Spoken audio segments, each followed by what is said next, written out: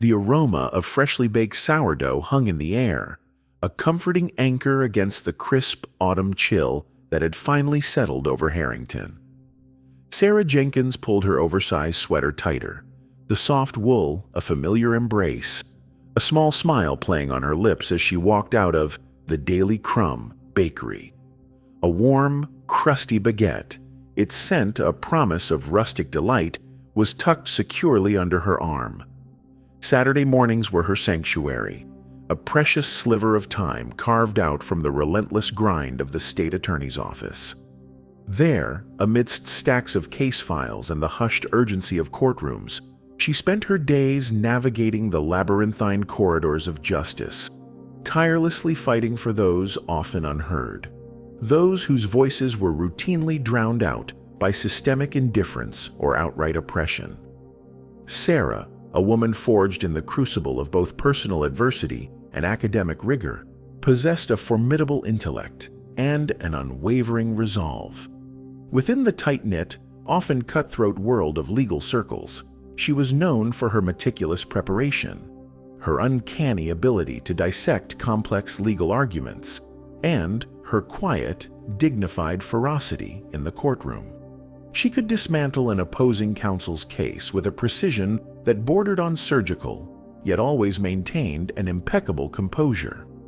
Outside the courtroom, however, she transformed. She was just Sarah, a devoted daughter, a loyal friend, a compassionate neighbor, and today, simply a woman relishing the simple pleasure of running errands. Her dark, rich, natural curls were pulled back in a loose, effortless bun, and her attire, comfortable, well-worn jeans, a cozy, oversized sweater, and practical sneakers, screamed relaxation, not litigation. It was her deliberate uniform for reclaiming her humanity after a week steeped in the cold logic of law. Her next stop was the local hardware store, a place she rarely frequented but desperately needed for a new, stubbornly elusive fixture for her aging bathroom. As she approached her parked car, a late-model, charcoal gray sedan that was her only real indulgence, a black and white patrol car pulled up sharply behind it. Its siren gave a brief, startling blip, a sharp, intrusive sound in the peaceful morning, before falling into an abrupt, unsettling silence. Sarah paused, a flicker of mild annoyance crossing her face, quickly followed by a sense of unease. Perhaps they needed to access a parking spot, she thought, stepping slightly to the side, already trying to rationalize the unexpected presence. A figure emerged from the patrol car, a burly man whose uniform seemed to strain at the seams over his broad, imposing chest. Officer Thomas Miller. Sarah knew him by reputation, if not personally. His name was whispered in hushed tones in the legal community, often associated with aggressive tactics, questionable arrests that somehow always seemed to target the most vulnerable, and a disturbingly long history of citizen complaints that, inexplicably, never seemed to stick to him. He was a relic of a past, less accountable era of policing, deeply resistant to the modern calls for community engagement, de-escalation, and unbiased enforcement. He embodied the very type of unchecked authority that Sarah fought against in her professional life.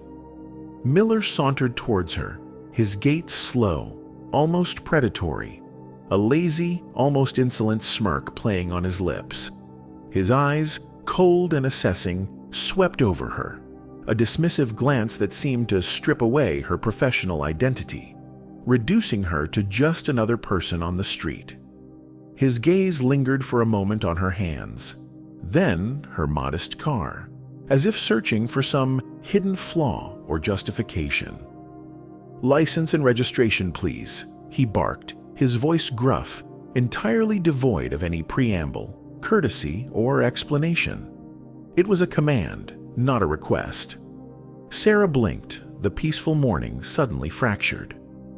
"Excuse me, officer? Is there a problem?" Her voice was calm, professional, the default tone she adopted in contentious situations. It was the tone of a prosecutor addressing a hostile witness, measured and unwavering. I asked for your license and registration. You deaf, ma'am? His tone was laced with an undeniable hostility, an edge that immediately put Sarah on high alert.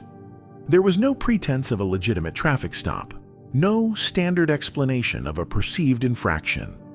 This wasn't about a broken taillight or a rolling stop. This was about something else entirely. She felt a familiar chill, the one that always preceded an ugly encounter, settling deep in her bones. I understand what you asked, officer, Sarah replied, her composure a shield against his aggression. I'm simply inquiring as to the reason for this stop. I don't believe I've committed any traffic violation, nor am I obstructing anything.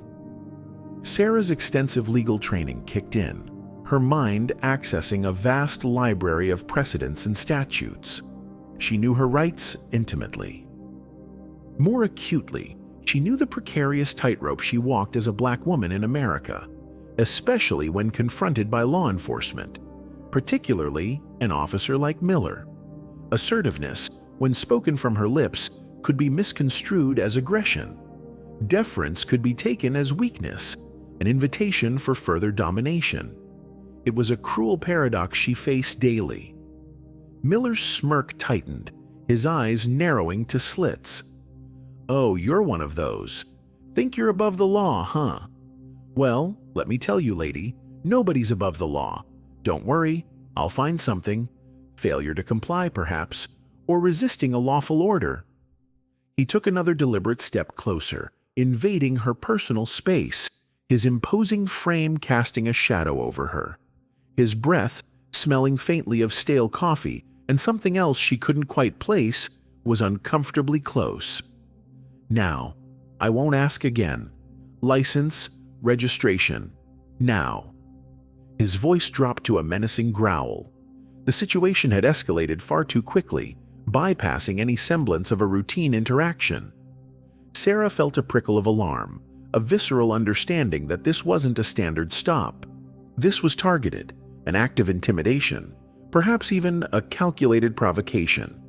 Her mind raced, sifting through protocols, legal precedents, and, most importantly, personal safety measures. She decided, with a heavy heart, to comply with the immediate demand for documents, but mentally prepared for the next, inevitable steps. She knew this was merely the opening act. Very well, officer, she conceded, her voice betraying none of the turmoil churning within her. She reached slowly and deliberately into her purse, her movements exaggerated and visible, ensuring he couldn't misinterpret her actions. She retrieved her wallet, her fingers brushing against the familiar, smooth plastic of her laminated state attorney's identification card, tucked deep within a hidden, zippered pocket.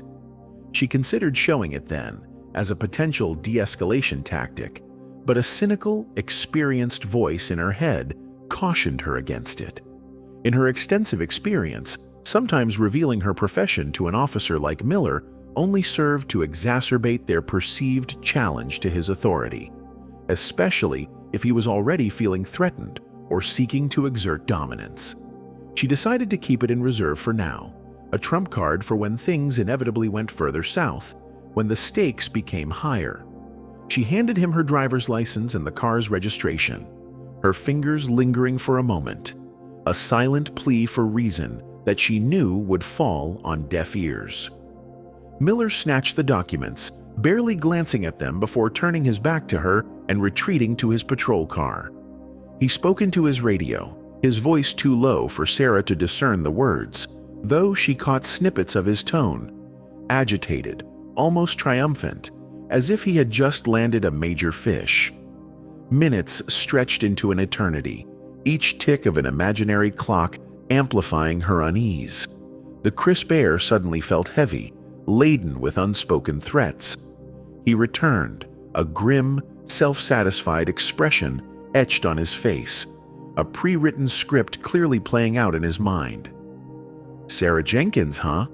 he drawled, a smirk once again playing on his lips, though this one held a sharper, more malicious edge. "Well, Ms. Jenkins, Your vehicle matches the description of a car involved in a hit-and-run earlier this week. Dark sedan, 4 doors, similar make and model. We also have reports of suspicious activity in this area, loitering. You fit the profile." Sarah stared at him, incredulous, a strangled laugh caught in her throat. "A hit-and-run? Officer, my car hasn't left my garage since Wednesday evening, except for this trip to the bakery. And loitering? I just left the Daily Crumb. Do you see this baguette?" She gestured to the warm bread still clutched firmly in her hand. "I'm on my way to the hardware store, both legitimate businesses. This is beyond absurd. This is a fabrication." "Don't get smart with me, lady," Miller snarled, his patience clearly wearing thin. Or perhaps his flimsy facade of having a legitimate reason was crumbling under the weight of her calm, logical refutations. "I'm detecting an odor of marijuana emanating from your vehicle. A strong one, actually." He leaned in, sniffing dramatically at the car door, though his eyes never left her face, a clear taunt. That was it, a blatant, unadulterated, and easily disprovable lie. Sarah's eyes hardened, a cold, focused anger replacing her earlier frustration. "Officer Miller," she stated, her voice dropping to a dangerous whisper, "I assure you there is no marijuana in my vehicle. I do not use illegal substances, nor do I permit them in my car. This is a false accusation, a blatant fabrication, and I must object to this baseless harassment in the strongest possible terms." Her professional facade was beginning to crack, revealing the steel beneath. "That's enough," he snapped, his hand already moving towards his belt, reaching for his handcuffs with a practiced, almost eager motion. "You're under arrest for suspicion of hit and run, possession of narcotics, and resisting arrest. You have the right to remain silent. Anything you say can and will be used against you in a court of law. You have the right to an attorney. If you cannot afford one, one will be appointed for you." He recited the Miranda rights with a bored, rote cadence, as if they were a formality, not a fundamental protection. The cold, unforgiving metal clamped around her wrists with a sickening click. Sarah's heart pounded, not from fear, but from a potent, surging cocktail of outrage, disbelief, and a profound sense of injustice. She, Sarah Jenkins, a state attorney, an officer of the court, was being arrested on trumped-up charges on a peaceful Saturday morning, simply for existing while black and daring to question an officer's authority. The irony was almost laughable, a dark, bitter humor, if it wasn't so profoundly infuriating and terrifying. Every single civil right she worked to protect for others was being systematically trampled. "I am requesting to speak with my attorney immediately, officer," she stated, her voice remarkably steady despite the tremor that ran through her hands. "And I am formally stating for the record that I am being unlawfully detained and falsely accused. Every action you are taking is being noted, Officer Miller." Miller merely grunted, a dismissive sound, and tugged her roughly towards the patrol car. "You'll get your phone call at the precinct, just like everyone else. Don't think you're special." He shoved her gently but firmly into the back seat, the door slamming shut with a finality that echoed the loss of her freedom. The baguette, now forgotten, lay on the pavement near her car, a poignant symbol of her shattered morning. The ride to the Harrington Police Department was a blur of indignity and simmering fury. The back seat of the patrol car smelled faintly of stale coffee, disinfectant, and something metallic, like old blood. The grating static of the police radio filled the small space, each burst of unintelligible chatter adding to the surreal sense of disorientation. Sarah gazed out the window, watching the familiar streets of Harrington pass by, now seen from the confining perspective of a detainee. The picturesque storefronts and bustling sidewalks seemed to mock her predicament. She felt a profound sense of isolation, a stark reminder of how quickly one's status and perceived safety could be stripped away. At the precinct, She was led through a side door, past curious glances from other officers, and placed unceremoniously in a holding cell. Its cold, utilitarian aesthetic, cinder block walls, a bolted-down metal bench, a single barred window, was a stark and brutal contrast to the comfortable, wood-paneled office she occupied daily, where justice was sought, not denied. She sat on the hard bench, the metallic tang of the handcuffs still lingering on her wrists, her mind racing, processing the raw injustice, meticulously planning her next moves. She had to remain calm, rational, and strategic. This wasn't just about her personal freedom. It was about every person who had been through this, often without the legal knowledge, the professional standing, or the sheer willpower to fight back effectively. After what felt like an eternity, the heavy steel door to the holding area clanked open. A uniformed officer, younger and less imposing than Miller, her face etched with a weary resignation, approached her cell. "Ms. Jenkins, booking. Let's go." As she was led out, Sarah observed the muted chaos of the booking area. Fluorescent lights humming, the clatter of keyboards, the low murmur of conversations. She was processed with an impersonal efficiency. Fingerprints taken, a cold ink pad pressed to her fingertips. Her mugshot snapped under harsh, unforgiving light. Throughout it all, she maintained her composure, a silent act of defiance. When it came time for her one phone call, Sarah again requested to speak with her direct superior, District Attorney Richard Hayes, a man she respected immensely and who had championed her career. The booking officer, a woman with tired eyes and a cynical set to her mouth, looked at her skeptically. "Everyone asks for the DA. Just give me a local number, family, friend, whoever." "No," Sarah insisted, her voice resonating with an undeniable authority. "I specifically need to speak with District Attorney Hayes. It's urgent and concerns official business. My official business." She finally reached into the hidden pocket of her wallet and, with deliberate slowness, pulled out her state attorney ID, holding it up clearly for the officer to see. The laminated card bearing the gleaming badge of the Department of Justice and the prominent title, State Attorney, seemed to glow under the harsh lights. "Perhaps this will clarify the official business I'm referring to, officer." The officer's eyes widened, her weariness replaced by a sudden, jarring jolt of recognition.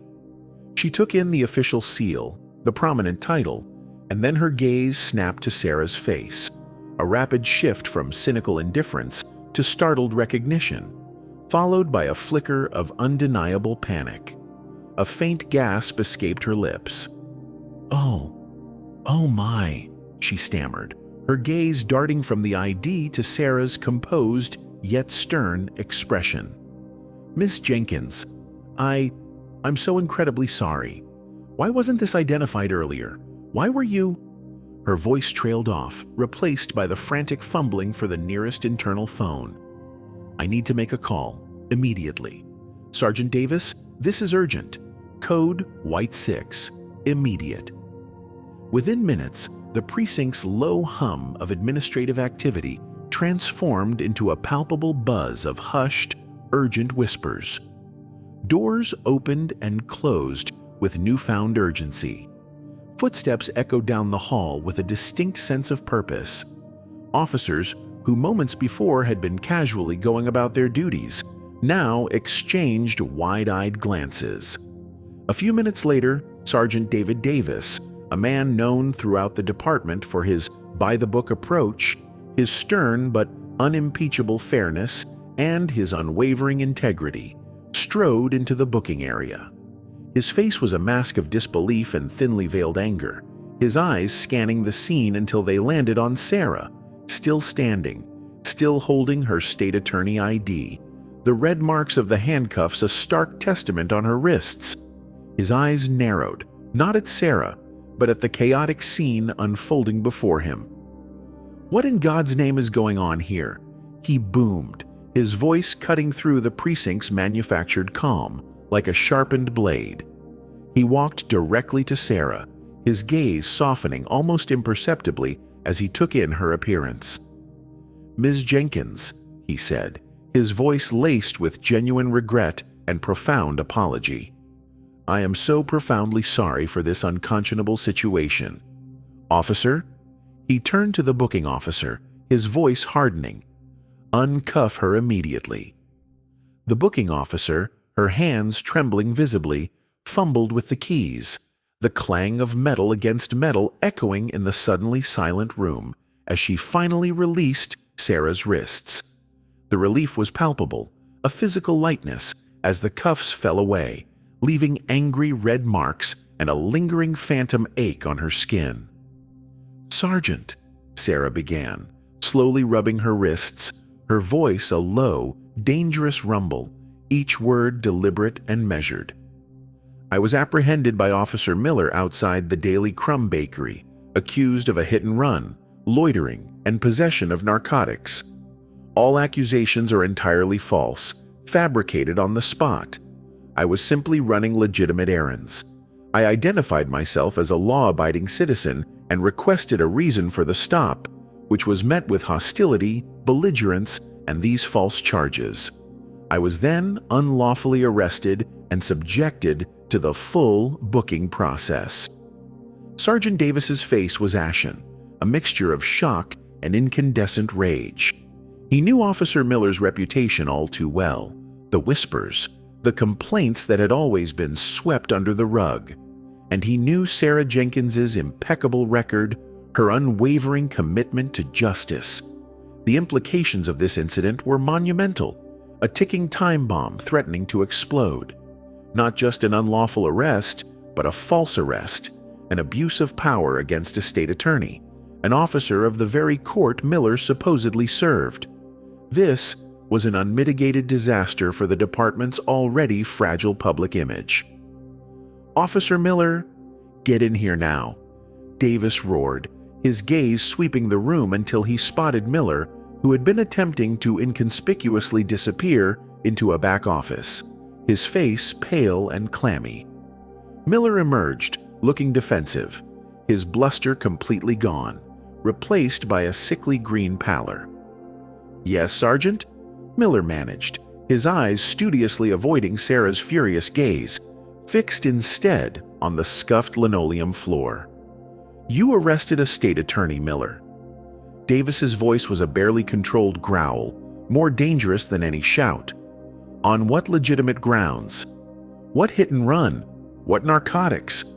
Do you have any idea the unholy hell you've just brought down on this department, on every decent officer who wears this uniform?" Miller stammered, his usual swagger completely evaporated. She was suspicious, Sergeant. Matched a description. Had a bad attitude. Seemed uncooperative." "A bad attitude?" Sarah interjected, her voice sharp, cutting through Miller's pathetic, transparent excuses like a surgical blade. "My bad attitude was asking for a legitimate reason for a stop that quickly devolved into false accusations and an unlawful arrest. I showed remarkable restraint, Officer Miller. Restraint I am now formally retracting. Every single word you uttered, every false charge you leveled, will be thoroughly examined." Sergeant Davis held up a firm hand, silencing Miller, his attention fully focused on Sarah. "Ms. Jenkins, I assure you, on my honor, this will be handled with the utmost seriousness and transparency. Officer Miller," he turned back to the trembling officer, his voice cold and definitive, "you're off the street, effective immediately. As in right now, your badge, your weapon, your patrol car keys. Now." Miller's face crumpled entirely, a mixture of raw shock, impotent anger, and dawning, crushing fear. He knew, in that moment, that his career, his perceived authority, and his years of unchecked misconduct were finally teetering on the brink of absolute ruin. He had pushed too far, picked the wrong target, and his carefully constructed house of cards was collapsing around him. He slowly, reluctantly, unclipped his badge and handed it over, a defeated figure stripped of his power. Sarah was released, her baguette still miraculously intact in the paper bag, a small, absurd comfort amidst the wreckage of her morning. But the peaceful Saturday morning was irrevocably shattered. The physical marks on her wrists would fade in time, a mere temporary discomfort.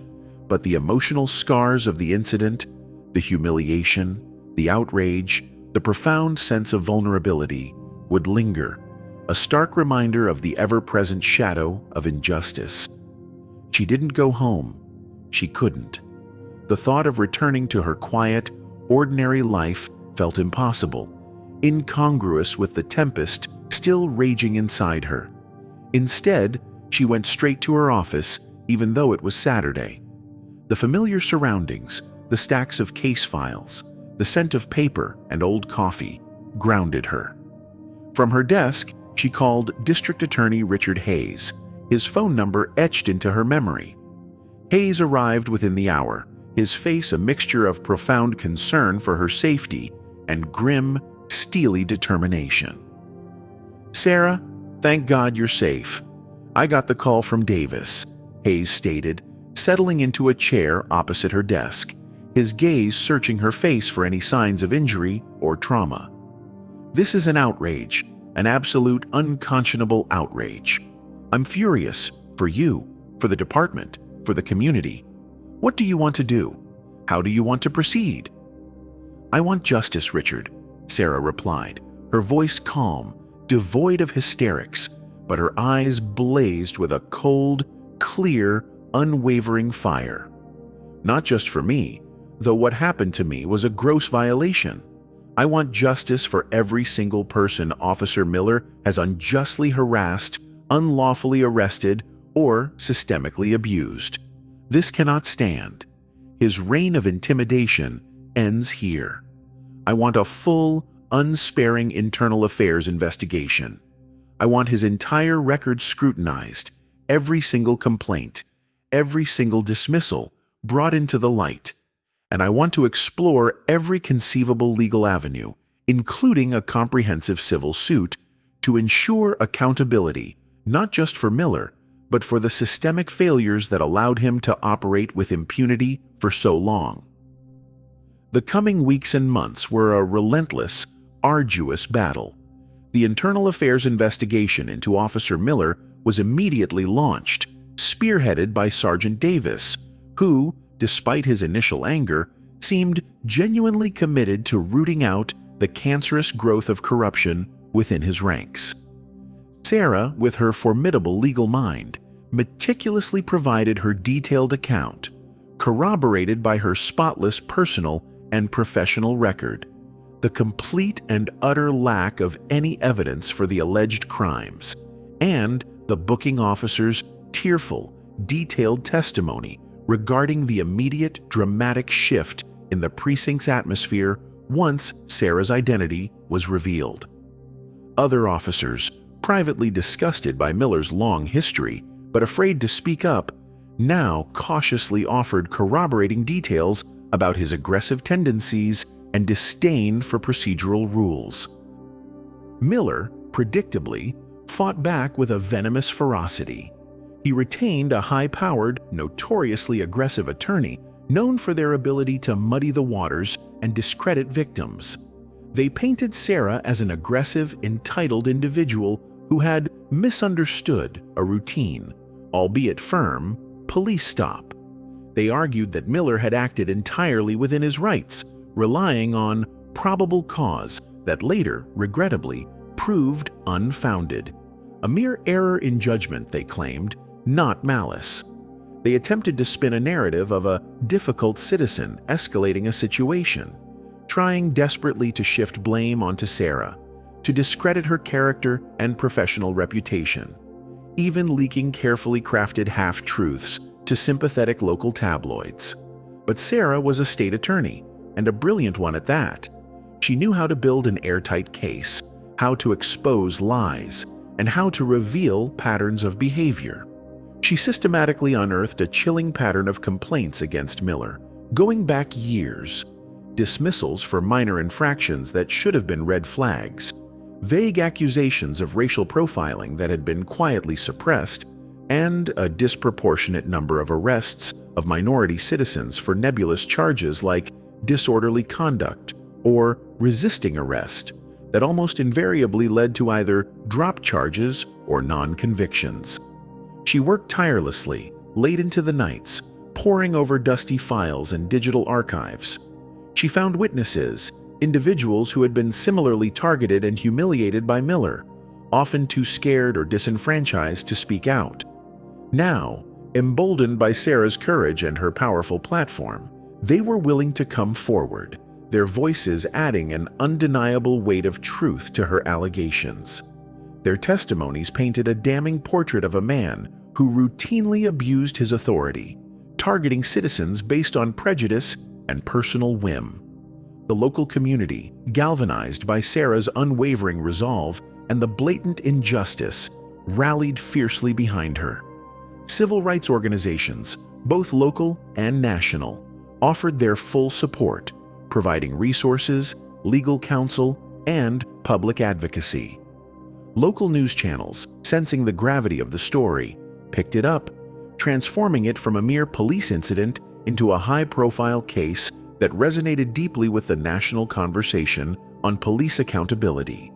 It became a stark, uncomfortable microcosm of the larger struggle for justice, highlighting the devastating truth of what could happen when power went unchecked and public servants betrayed their oath. Hashtags trended, protests were organized, and the name Officer Miller became synonymous with unchecked police misconduct.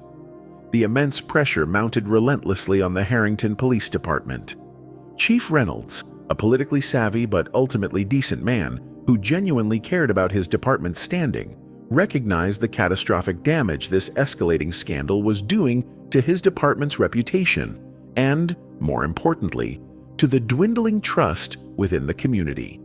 He knew he had to act decisively and transparently to restore faith in his force. He could no longer afford to protect a bad apple when the entire bushel was at risk. The Internal Affairs Review concluded with a damning, irrefutable report against Officer Miller. It detailed a clear, undeniable pattern of misconduct, a brazen abuse of power, and, most significantly, the deliberate fabrication of charges against Sarah Jenkins. The evidence was overwhelming, irrefutable. The false claims of a hit-and-run, the non-existent smell of marijuana, the aggressive and unprovoked nature of the stop, and the myriad of prior, eerily similar complaints that had now been unearthed and verified. The report left no room for doubt. The Police Disciplinary Board convened for a public hearing, a solemn, highly anticipated event. The hearing room was packed, overflowing with community members, legal professionals, and journalists. Sarah sat in the front row, not as the prosecutor she usually was, but as the victim, her composed presence a silent, yet immensely powerful, testament to the profound injustice she had endured. District Attorney Hayes, his voice resonating with gravitas, presented the internal affairs findings, dissecting Miller's egregious actions with cold, legal precision, laying bare the truth for all to see. Officer Miller, looking significantly smaller, paler, and far less arrogant without the uniform that had once defined his authority, offered a mumbled, entirely insincere apology, claiming it was all a misunderstanding and that he had been under immense stress.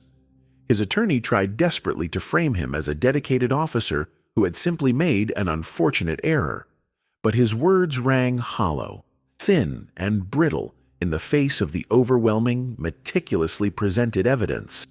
The testimonies from the other victims, brave enough to speak their truth, solidified his guilt. The board's decision was swift, decisive, and unequivocally just. Officer Thomas Miller was stripped of his badge, his authority, and his position, terminated from the Harrington Police Department, effective immediately. His actions were deemed a gross dereliction of duty, a severe abuse of authority, and a direct, unforgivable violation of the public trust he had sworn to uphold. The gavel strike echoed, a final, resounding punctuation mark on his disgraced career. But Sarah wasn't finished. Alongside the internal disciplinary action, she filed a robust civil rights lawsuit against Officer Miller and, critically, against the city of Harrington itself, alleging false arrest, battery, racial discrimination, and a systemic failure to properly train and supervise its officers. The legal battle was protracted, winding its way through the courts for months, but with the comprehensive internal affairs report, the mounting weight of new, compelling testimony from other victims, and the intense public scrutiny, her case was undeniably strong. The city faced a potentially massive jury verdict and irreparable damage to its reputation. Months later, a comprehensive settlement was finally reached. The city of Harrington paid a substantial sum to Sarah Jenkins, a clear, undeniable acknowledgement of the profound wrong that had been done. This monetary compensation, while significant, was almost secondary to Sarah. More importantly, the settlement included far-reaching provisions for mandatory, comprehensive retraining on de-escalation tactics, implicit bias, and community policing for all officers in the Harrington Police Department. Furthermore, it mandated the establishment of a truly transparent and accessible public complaint review board, independent of the police department's direct control, ensuring that future complaints would be investigated fairly and openly, preventing another Officer Miller from operating with impunity. It was a victory not just of compensation, but of systemic reform. The money, a significant sum indeed, Sarah decided, would not be for her personal enrichment. Instead, it would go to establish and fund a robust, nonprofit legal aid foundation, dedicated specifically to assisting victims of police misconduct. This fund would provide legal resources, counsel, and support, ensuring that others, less fortunate than herself, those without her legal expertise or professional platform, would have the vital resources to fight for their rights and achieve their own measure of justice. She envisioned it as a shield for the vulnerable, a beacon of hope against unchecked power. Sarah Jenkins returned to her work as a state attorney with a renewed vigor, her resolve hardened by the fires of personal injustice, her commitment to the pursuit of true, equitable justice more unwavering than ever before. The incident had been a terrifying, deeply traumatic ordeal, leaving scars that might never fully heal. But it had also been a profound catalyst, transforming her personal struggle into a powerful instrument of change. She had used her unseen badge, her vast knowledge of the law, her formidable position within the legal system, and her clear, unwavering voice, not just to defend herself against a corrupt system, but to chip away at its very foundations, fighting for a more just and accountable society. The fight for true justice, she knew, was far from over, an ongoing generational struggle.